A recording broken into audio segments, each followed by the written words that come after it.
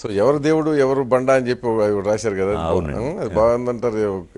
చాలా మంచి పీస్ అండి అది. అంటే భక్తులు ఆస్తికులు కూడా మెచ్చుకునే పాయింట్.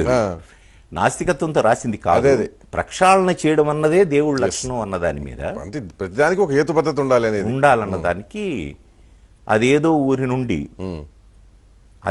ఊరి నుండి మహాశిల్పి వచ్చాడు, మరేదో ఊరి నుండి పెద్ద బండ తెచ్చాడు, 6 అడుగులు కొలత పెట్టి బండను ఖండించాడు, మిగిలిన 3 అడుగుల ముక్కను పక్కకు తోసేశాడు.